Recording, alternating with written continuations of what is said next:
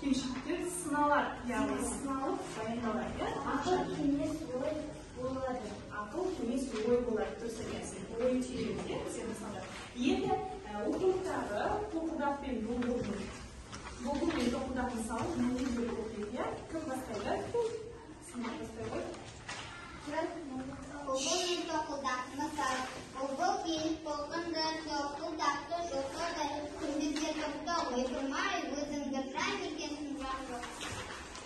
Сенің тоқылынан орман жаңғырығып, таңертең тұрар басымыз мәңгі. Әрі қарай Сонда тоқылдақ күлді де сақылдап, көрсетті оған бір құртты, тұмсығымен шоқылап. Бұл мұңбын дейсің, дымды білмейсің, кезің келді сыналар, мен болмасам мұналар.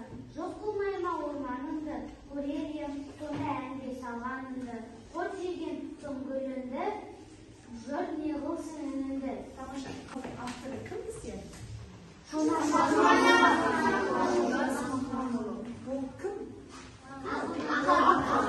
ақын. Қай жерде туған?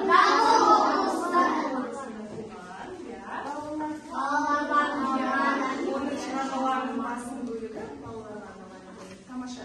Енді осы кейіпкерлеріміздің пікірін білейікші, бұлбұлдың пікірі дұрыс па?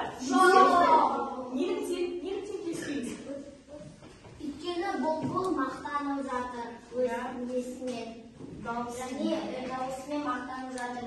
Сосын былай айтады: сен біздің бәріміздің миымызды жеп жатсың, сенің дауысың не деген жаман деп мақтанып, өз дауысымен мен болмасам, сосын тоқылдақ былай айтады: мен болмасам сен де болмас едім. Яғни бұлбұл қандай? Ең алдымен еске түсірейікші. Әнші! Оның дауысы әдемі, ол тоқылдаққа келіп не істейді? Сенің даусың қандай дейді? Сенің даусың жетті, құлағымызды жеп қойғандай дейді. Сол кезде тоқылдақ не дейді? Кім айтады?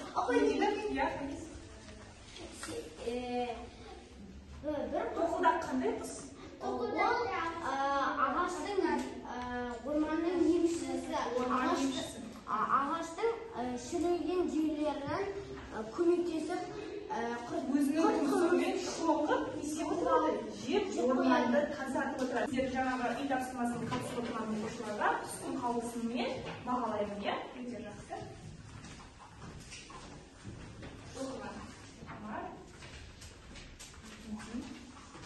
Түстің қаулысымен бағалап отырады.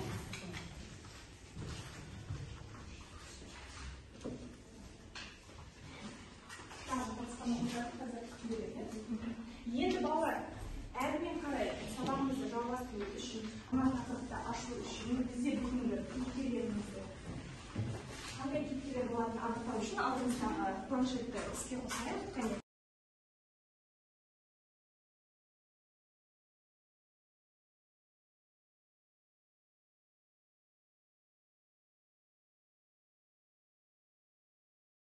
Қозының суреті шықты, иә? Екінші топ сіздерде қандай сурет шықты? Қозының. Үшінші топ сіздерде арыстанның суреті шықты, иә? Ал төртінші топ сіздерде арыстанның суреті шықты, иә? Яғни сонда біздің бүгінгі сабағымыздың басты кейіпкерлері ал енді балалар айтыңыздаршы, арыстан мен қозы бір жерде тұруы мүмкін бе? Бірі жабайы жануар, бірақ біздің әдебиет сабағымызда осындай да ғажайыптар бар екен. Яғни біздер қиял ғажайыпқа бүгін жетіп береміз. Ендеше кітаптарыңызды ашыңыздар. 94-95 бет мұқият мәтінді бірінші тыңдаймыз. Арыстан мен қозы. Бірде арыстан тұрған тордың ішіне жаңа туған қозыны әкеліп тастады. Түк білмейтін жаңа туған қозы арыстаннан қорқудың орнына оның жағасына жақын барып, үсті басын иіскеле мазасын алады. Арыстанның өзінің енем деп ойласа керек.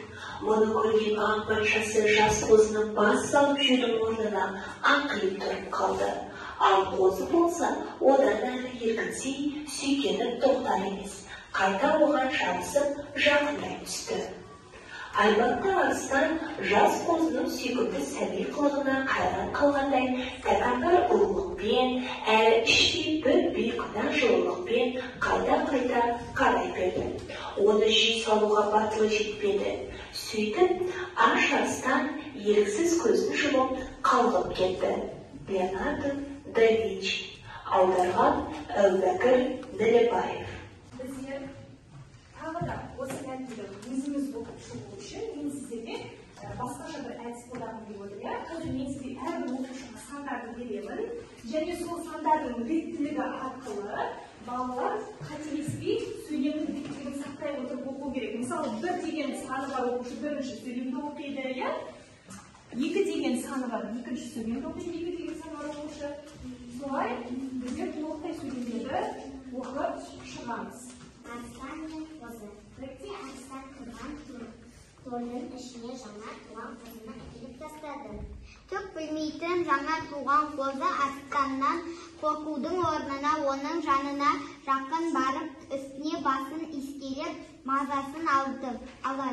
Арстан өзінің денем деп ойласа керек. Бұны көрген аң патшасы жас қозыны бас салып, жердің орнына аңқиып тұрып қалды. Ендеше балалар, мен сіздерге қазір осы мәтінді тағы да қаншалықты түсінгендеріңізді білу үшін сіздерге топтық тапсырма берейін. Бірінші топқа Арстанды сипаттап жазасыздар. Жалпы өмірде де Арстан қандай екенін жазуға да болады. Екінші топ қозыны сипаттап жазасыздар.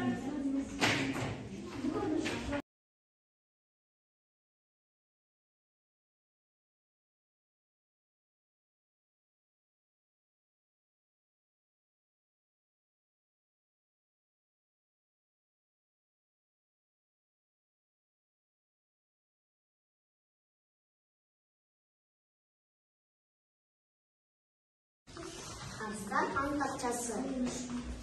Арстан жабайы жануар.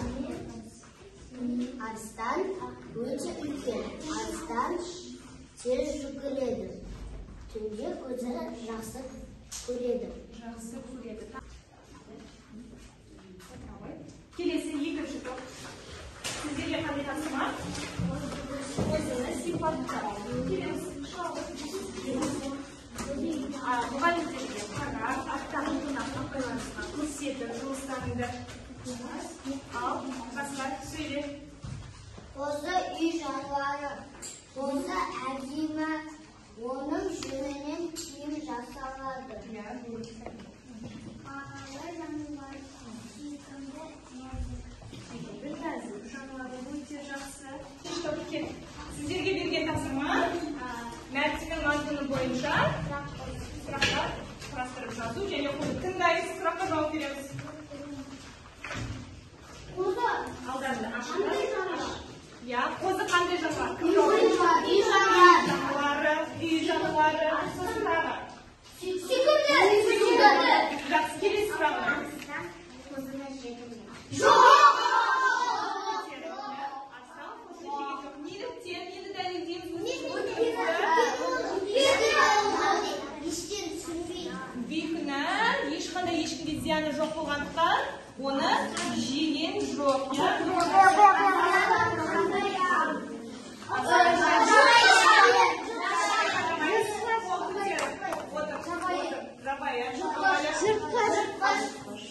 Жыртқыш. Патшасы. Қозы арыстанның қол көтеріп жауап береміз. Я батырға. Неліктен? Тағы. Арыстанды. Енесі деп ойлады. Ол өзінің енесі деп ойлады. Тапсырмасында мұқият тыңдаймыз. Сіздерге берілген тапсырмада бер қараңыздар. Қанес, бер қара.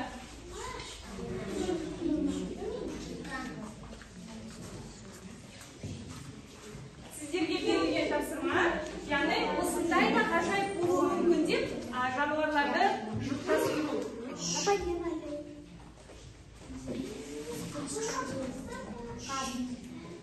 Айта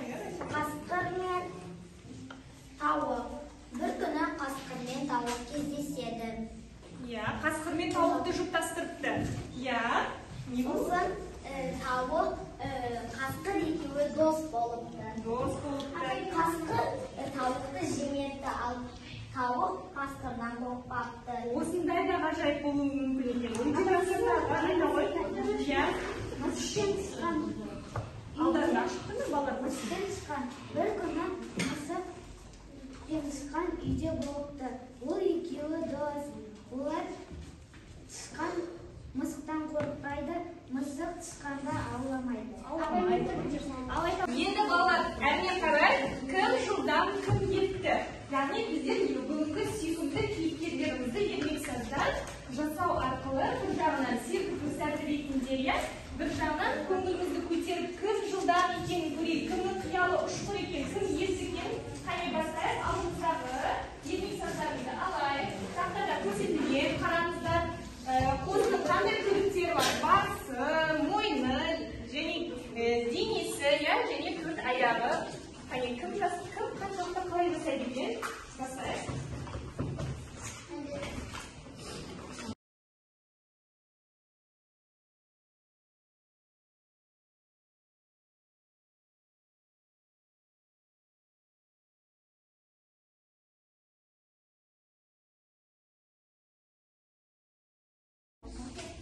Қараңыздар балалар, Абдуллахтың жұмысы қандай әдемі шыққан, иә? Өте керемет, иә? Бұл да Абдуллах та шамалы қиял ғажайыпқа елітпен қозының түсін көк түске алыпты, иә? Өте жақсы. Көрсете ғой, қара, қандай әдемі қозы шығыпты, иә? Өте жақсы, керемет, жарайсыздар балалар. Мен аң патшасы арстанмын. Мен жабайы жануармын. Мен ауыр салмақтымын.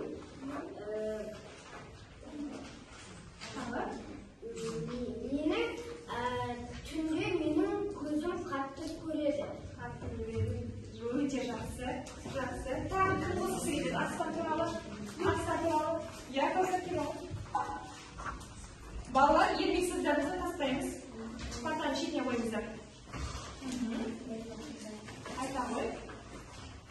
Мен деген ғажайыпта ертегілерде боламын. Менің салмағым ауыр болғанымен тез жүгіремін.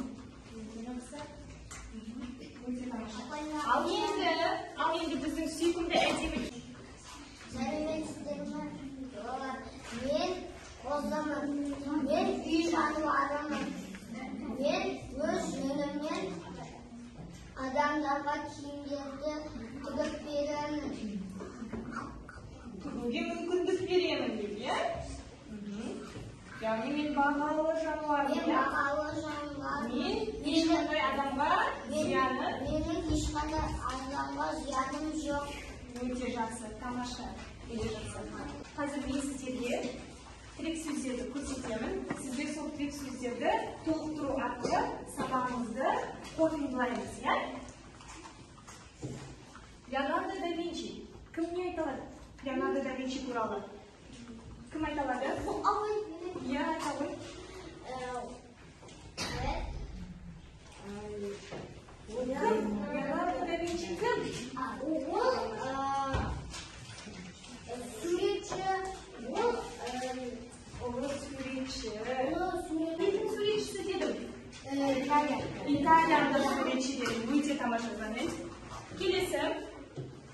Қазір Нелебай. Мұғалімді аударған. Ақын және Мұғалім, аудармашы. аудармашы болған. Өте жақсы. Келесі Арстан. Арстан. Мәтін бойынша Арстан. Арстан туралы сөйлейікші. Кім айтады? Арстан қозыны. Арстан қозыны жемеді. Неліктен жеген болған? Неліктен жеген жоқсың бар? Арстан қозыны не үшін жеген жоқ? Ол сүйкімді. Дәл сәби болғанда оны жек. Жақсы. Келесі қозы. Қозы туралы не айтамыз? Қозы туралы. Зере? Қозы ол сүйкімді. Нәзік. жасауға мүмкіндік береді. Өте жақсы, өте жақсы. Балалар, енді сабағымызға кері байланыс жүргізу үшін мен сіздерден алдарыңызға стикер бердім, қалайсыздар топтарыңызға. Сол стикерге бүгінгі сабақтан не түсіндік, не үйрендік, сабақ қаншалықты қызық болды, қалай өтті, сіздерге несімен сабақ ұнады, иә? Қараңыздар, мен де шамалы кері байланысқа қиял ғажайыпқа еріп бердім, иә? Тапсыра ғой, тағы кім сөйлейді? Иә, Кәусар? Тыңдап отырамыз. Иә, сабақ маған? Сабақ маған өте қатты ұнады. Иә, несімен ұнады? Қай жері ұнады сабақ? Өйткені арыстан қозыны сәби қылығына сүйсініп, оны жеген жоқ, сол жері қызық болып сабаққа келе ғой. Иә, Батырхан? Келе ғой. маған арыстан жанашырлығы ұнады. Арыстанның жанашырлығы ұнады дейді. Өте тамаша. Сабақ саған түсінікті болды ма? Жасыра ғой. Келе ғой, кел. Өте жақсы, тамаша. Сабағымыз осымен аяқталды. Үйге тапсырма сіздерге түсінікті, иә? Балалар мәтінді, мазмұнды түсініп оқу,